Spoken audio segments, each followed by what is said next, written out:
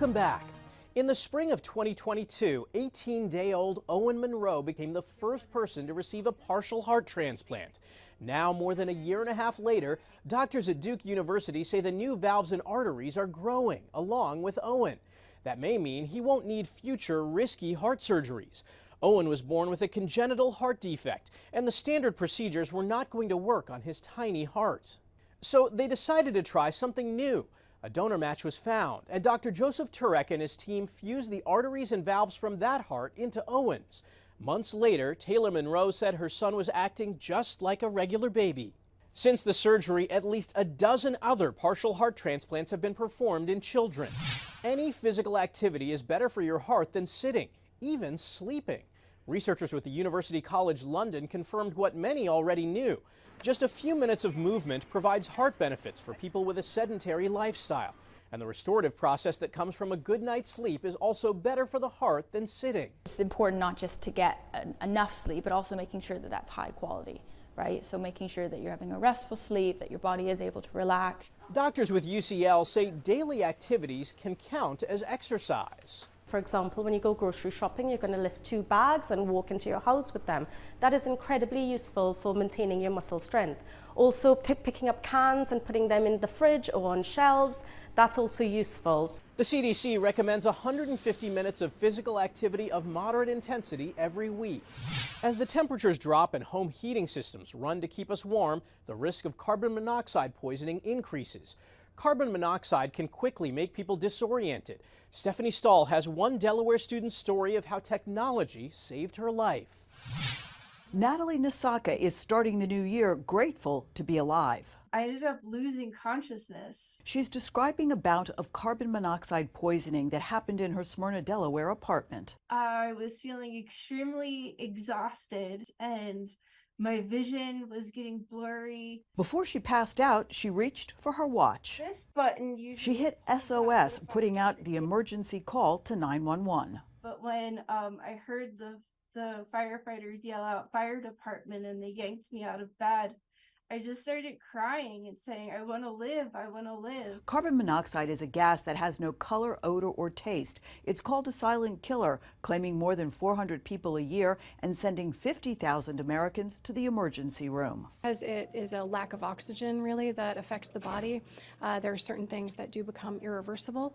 The early warning signs include dizziness, confusion, and vomiting. You know, I've been riding waves of emotions. Natalie, who's a student, says she was lucky that help arrived quickly and she was revived in the ambulance with oxygen. Well, the carbon monoxide was confirmed because the fire department's monitor read 80 parts per million in the apartment, which is extremely high. She thinks the gas leak came from a faulty heater, which is one of the leading causes for carbon monoxide poisoning in the winter. And there was no detector in the apartment, something Natalie admits she should have had for herself and her pet, who survived because firefighters opened a window. It was extremely scary. Stephanie Stahl, CBS News, Philadelphia. A fingerprint is sometimes enough to nab a criminal, and now it may be enough to catch breast cancer. Scientists at Sheffield Hallam University looked at the molecular makeup of the sweat from a fingerprint in a group of women with varying levels of breast cancer.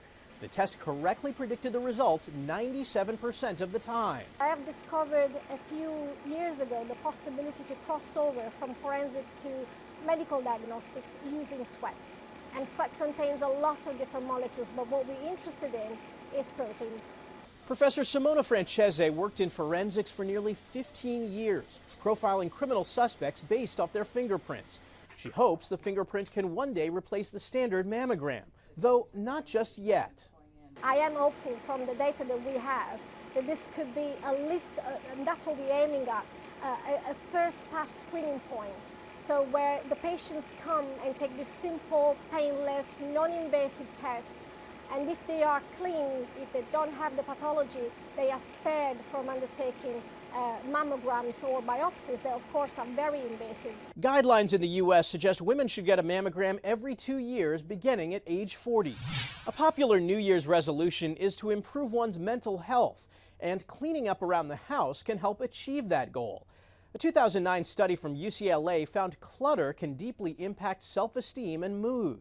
Clutter becomes the indication that something else is going on inside first. Declutter expert Monica Fay knows firsthand how unorganized spaces impact the ability to focus, stress levels, and sleep. Daily stuff that builds up might be the immediate thing that makes us feel bad, makes us feel agitated, but then we might also have the rooms that it allows us to push away what's going on. I definitely had a lot of shame and just like overwhelmed. Lindsay has spent years helping others in her career as a therapist, but in her own life, she spent years in a state of disorganization. And I would feel like defeated and more depressed, or I'd feel more anxious that I wasn't able to manage it. So much so that obviously I reached out for professional help. Lindsay and Fay started with just one bookcase and over time emptied out the clutter and the mental load. Some traumas I was working through, and then because of that, I was making myself so busy that I didn't have time to go through the things. Fay says tweaking routines are better than entire overhauls. After the break, how these wildlife trainers made it easy to treat their animals, and the organ donors honored at this year's Rose Parade.